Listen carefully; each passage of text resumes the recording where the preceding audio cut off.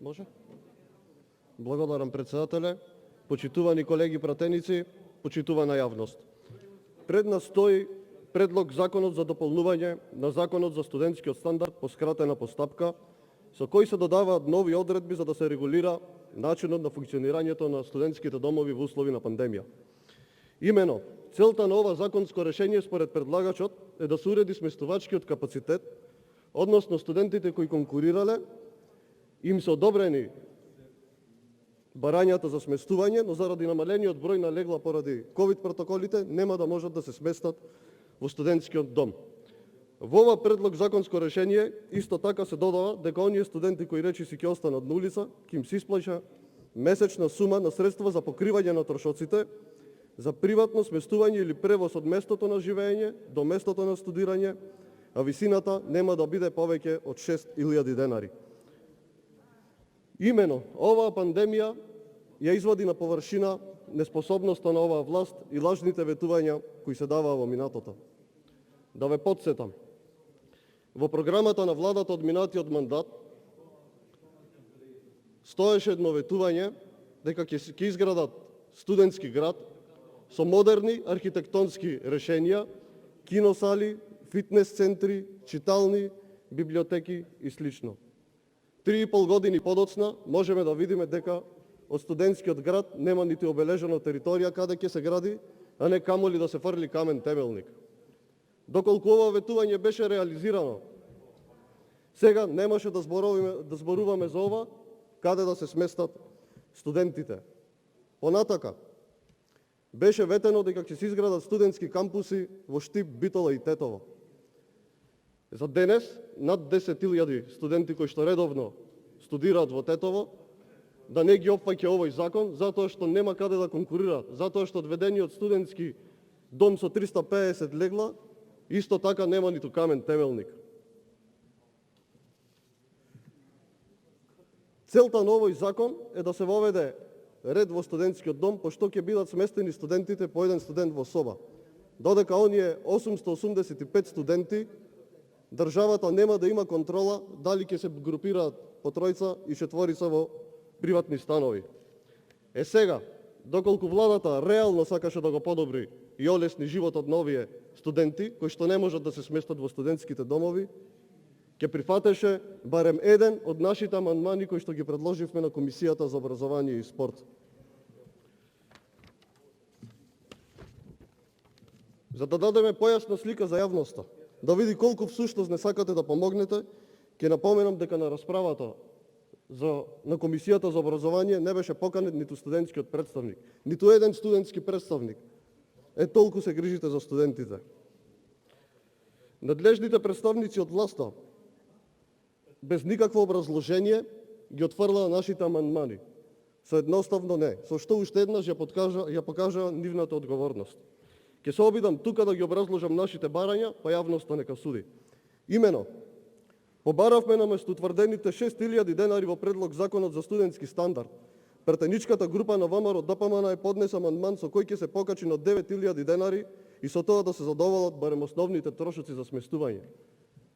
Тоа е потребно од причина што оние студенти кои се сместени во студентскиот дом, платена им е сметка за струја, платена им е сметка за вода и уживаат 3 оброци во ден.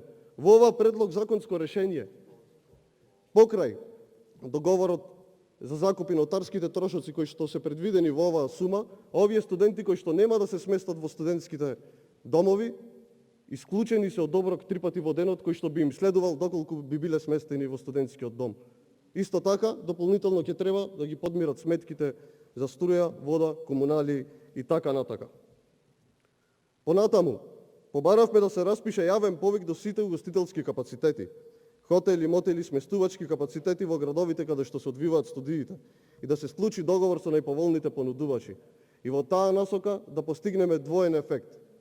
И студентите да се сместат во сместувачки капацитети каде што би се запазил протокол и нема да има групирање, и да се помогне угостителскиот сектор кој што е највеќе погоден од оваа корона криза. Исто така, побаравме да се распише јавен повик до сите угостителски капацитети во градовите каде што се одвиваат студиите и со најповолните понудувачи да се склучи договор за обезбедување исхрана на новите студенти. Затоа што, како што напоменав, овие студенти се лишени од правото на исхрана. И исто така, на овој начин повторно би се помогнали угостителите. Навистина е жално што на владините пресови се мачка очи дека се помага на секој сектор. Кога се дава реален предлог за помош, истите се одбиваат без дискусија и без никакво образложение. Доколку се оствареа ветувањата за студентски градови, кампуси, сега немаше да се бараме начин каде и како да се сместат студентите. Но кој би можел да предпостави дека ќе има пандемија и кој би можел да предпостави дека СДСМ нема да оствари ниту едно од овие ветувања и дека сега фатени во тесно пробуваат како 5 до 12 да ја решат ситуацијата. Исто така, треба да се напомене дека академската година е почната веќе 10 ден и не знам што правеше владата, што правеа надлежните ресорни министерства кога го распишуваа конкурсот за сместување по студентски домови. Зарем тогаш не ви текна дека треба да постојат протоколи? Сега ви текна дека откако почна студентската година? Тотално неодговорно и без никаква грижа. Искрено жалам што суетата кај владеачкото мнозинство е се уште голема и јас лично сметам дека тие амандмани се отфрлени затоа што само се поднесени од пратеничката група на ВМРО-ДПМН. Колеги и пратеници, не е битно дали ние, јас или вие ги поднесуваме амандманите. Целта на овие амандмани беше да се подобри предлог законското решение и бенефит да видат студентите. Токму поради вашиот инает, на свој гарб штетата ќе ја трпат студентите. Студентите, почитувани колеги, се најзагрозената таргет група во овој момент во Република Македонија. Затоа што највеќе губат работни места студентите, затоа што без јасен план и визија не знаете како ќе ги сместите во студентските домови, како ќе се одвива наставата, но пандемијата ќе помине. Народот, иако е оставен сам на себе, се надевам дека ќе ги преживее овие тешки времиња и ќе снајде за сходно да ве казни на наредните избори. Почитувани, јас и еден денар да се покачи за студентите, лично ќе го подржам тој предлог. Но мора да напоменам дека можевме многу подобро, доколку имаше волја од ваша страна, да излеземе во пресред и на студентите, и на сместувачките капацитети, и во интерес на здравјето и економската благосостојба на студентите. Со овој закон вие не утврдувате, односно не ги задоволувате основните стандарди со кои што на студентот треба да му се обезбеди. Искрено жалам што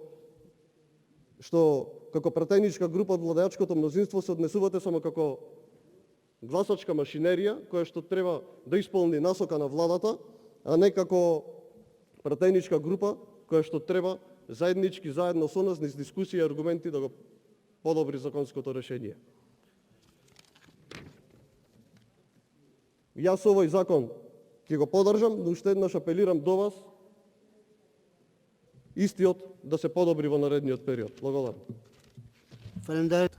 Ви благодарам и на вас. Жаклина Лазаревска за реплика.